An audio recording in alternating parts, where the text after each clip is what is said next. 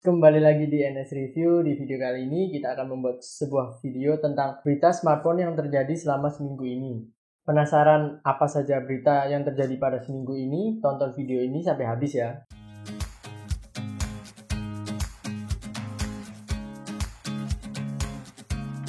Berita pertama datang dari Samsung yang akan meluncurkan Samsung Galaxy Note 7R. Kasus meledaknya Galaxy Note 7 beberapa waktu lalu sempat membuat Samsung menarik dan menghentikan penjualannya di seluruh negara. Namun belakangan mencuat kabar jika Samsung bakal merilis versi refurbished dari Galaxy Note 7. Refurbished dari Galaxy Note 7 tersebut ke pasaran dengan label Galaxy Note 7R yang diklaim lebih aman. Seperti dilansir dari T-Mobile Indian, bocoran bakal diluncurkannya Galaxy Note 7R ini tersebar berdasarkan data sertifikasi Wi-Fi yang mengisyaratkan peluncuran kembali tablet tersebut. Kabarnya Samsung Galaxy Note 7R ini akan memulai debut pasarnya pada akhir Juni 2017 mendatang. Samsung menyebutkan bahwa Samsung Galaxy 7R aman digunakan. Ada beberapa hal yang diperhatikan dan diperbarui oleh Samsung di versi refurbished ini. Misalnya Samsung Galaxy 7R telah menurunkan versi baterai dari 3500 mAh menjadi 3200 mAh pada unit yang telah diperbarui. Samsung juga menyoroti harga dari tablet Samsung Galaxy 7R. Adapun harga dari Samsung Galaxy 7R akan dibanderol dengan harga sekitar 8,3 jutaan. Bayangkan dengan Samsung Galaxy Note 7 yang dibanderol seharga 11 jutaan. Samsung juga mengatakan bahwa mereka telah memecahkan masalah di Galaxy Note 7 dengan mengganti baterai pada model yang telah diperbarui. Untuk menyegarkan ingatan Anda, Samsung meluncurkan Galaxy Note 7 pada Agustus 2016 lalu dan belum lama diperkenalkan ke publik. Samsung segera merecall perangkat tersebut karena sejumlah unit mengalami masalah serius, yakni terbakar dan meledak.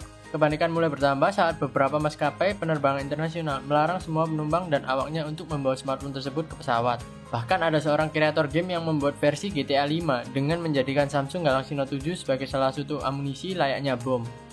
Setelah dianggap sebagai taruhan terbaik Samsung, nyatanya Galaxy Note 7 malah menjadi mimpi terburuk Samsung dengan perkiraan bahwa recall global dan menghentikan produksinya dari Galaxy Note 7 tersebut. Samsung merugi hingga 2,8 miliar US dollar. Lalu bagaimana dengan Samsung Galaxy Note 7R? Dapatkah versi refurbished ini menambal kerugian dan mengembalikan nama baik Samsung di masa depan? Lalu berita yang kedua datang dari ranah pasar smartphone. Huawei sekali lagi menguasai pasar smartphone terbesar di dunia. Penjualan mereka di negara asalnya tersebut telah melonjak menjadi 21 juta unit dalam 3 bulan pertama tahun ini, menyumbang 18% dari proporsi pasar.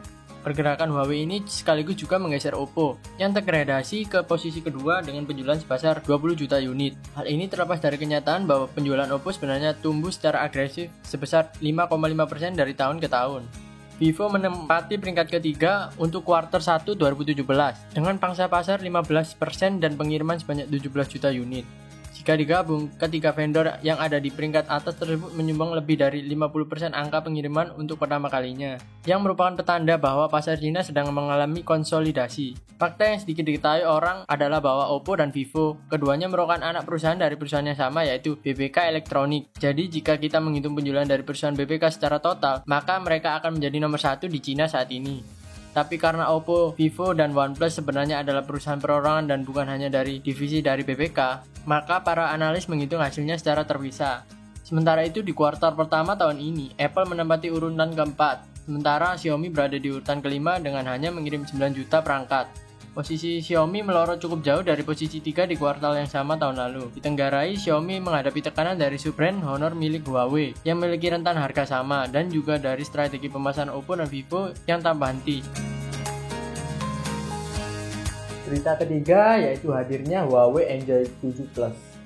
Awal bulan ini Huawei membuat official Enjoy 7 Plus dan beberapa hari lalu perusahaan Cina ini akhirnya berbagi saat ponsel akan mulai dijual. Ternyata hal itu akan terjadi pada 28 April. Sebagai permulaan, ini hanya akan terjadi di Cina. Tapi mungkin kita melihatnya di pasar lain pada waktunya, mungkin dengan nama yang berbeda, karena itu adalah permainan yang baru saja dinikmati Huawei. Enjoy 7 Plus akan dibanderol dengan harga sekitar $217. Untuk jumlah uang itu, Anda mendapatkan versi dengan RAM 3GB dan penyimpanan 32GB. Jika Anda menginginkan RAM sebesar 4GB dan penyimpanan 64GB, Anda perlu mengeluarkan $246. Selain variasi tersebut, Enjoy 7 Plus hadir dengan spesifikasi yang sama Smartphone ini didukung oleh Snapdragon 435 yang memiliki prosesor Cortex A53 dan GPU Adreno 505. Ponsel ini memiliki resolusi 720p dan ukuran layar 5,5 inch dengan kaca melengkung 2,5D. Kamera utamanya menggunakan 12 megapiksel dan kamera depan untuk selfie 8 megapiksel. Pemindai sidik jari ada di belakang dan perangkat tetap berjalan dengan baterai 4000 mAh. Android 17 akan ditawarkan dalam warna hitam, biru, abu-abu, pink, dan perak. Berita keempat yaitu datang dari vendor asal negeri Cina yaitu Vivo. Vivo telah meluncurkan smartphone baru di pasar India, yakni V5S. Ponsel ini dibanderol dengan harga $296 dan bisa dipesan di Flipkart. V5S ini memiliki layar IPS 720p dan ukuran layar 5,5 inch dengan chipset MediaTek MT6750 dengan RAM sebesar 4GB. Ponsel ini hanya memiliki kamera belakang 13 megapiksel, tapi untuk kamera depannya menggunakan 20 megapiksel dengan lampu kilat. Smartphone ini juga dilengkapi dengan penyimpanan 64GB, sensor sidik jari, dan baterai 3000 mAh. Ponsel ini berjalan di Android 6.0 dan menggunakan sistem OS Fantouch. Ponsel ini akan tersedia dengan warna rose gold dan matte black yang bisa Anda jumpai di toko online maupun di gerai retail. Beralih ke berita dari ZTE yang akan meluncurkan sebuah smartphone yang diberi nama ZTE Blade Max 3. ZTE telah meluncurkan smartphone baru di Amerika, dijuluki Blade Max 3. Perangkat ini didukung oleh Snapdragon 625 dan menampilkan layar HD 6 inch penuh, RAM 2GB sedangkan storage 16GB. Ponsel ini dilengkapi dengan dual rear camera setup 13MP dengan kamera depannya 5MP. Ponsel ini menjalankan Android 6.0 yaitu Marshmallow dan mengemas baterai berukuran besar yaitu 4000 mAh. Pilihan konektivitas termasuk USB Type-C. Ada pula sensor sidik jari yang terdapat di belakang. Handset ini tersedia untuk pembelian melalui US Cellular yang saat ini menawarkan harga sekitar $200. Kabar berikutnya datang dari Xiaomi yang smartphone-nya selalu membuat inovasi-inovasi baru. Dalam sebuah wawancara dengan Engadget, VP senior Xiaomi Wang Xiang menjelaskan mengapa perusahaan tersebut belum siap untuk menjual telepon di Amerika. Ponsel Xiaomi sering dikaitkan dengan kualitas cetak dan label harga yang bagus. Bagi banyak dari kita, bagaimanapun ponsel ini tetap hanya sesuatu yang Anda baca secara online. Itu karena sementara perusahaan elektronik Cina telah menyebar di 30 pasar berbeda dalam 6 tahun terakhir. Ketersediaan di Amerika Utara dan Eropa masih belum banyak yang tidak ada. Sayangnya bagi yang ada di Amerika, Xiaomi masih belum siap meluncurkan ponselnya di sana. Sebaliknya, perusahaan mengatakan akan terus fokus pada pengembangan pasar massal. Ada juga pertanyaan tentang operator, seperti yang kita sudah ketahui sebelumnya, dan seperti yang telah kita bahas di post terdahulu. Operator masih merupakan penjaga gerbang pasar smartphone Amerika.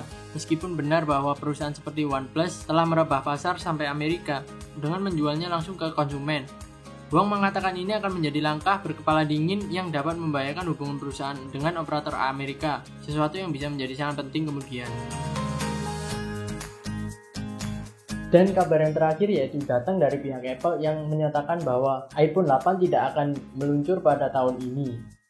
Padahal beberapa bulan belakangan marak diperbincangkan bahwa iPhone 8 akan hadir tahun ini. Rumor kebocoran dan spekulasi mengenai ulang tahun Apple yang ke-10 iPhone 8 telah sering terlihat selama beberapa waktu sekarang. Sesuai dengan tradisi, Cupertino tidak membagikan info apapun mengenai masalah ini. Namun lebih dari beberapa laporan tentang bagian besar pesanan tidak dapat dibuat seluruhnya.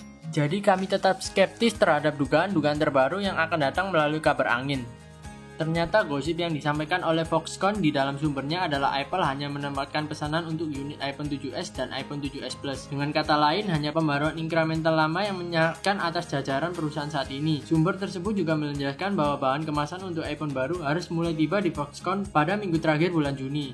Ini bisa menampung info tambahan tentang masalah ini. Sekarang kita tidak bisa benar-benar mengomentari salah satu spekulasi teknologi utama tentang iPhone 8, seperti layarnya seperti OLED, tidak adanya tombol rumah, pengisian nirkabel atau port USB Type-C. Namun, kami merasa cukup yakin bahwa Apple tidak akan melewatkannya dengan tepat menandai ulang tahun ke-10 iPhone tersebut.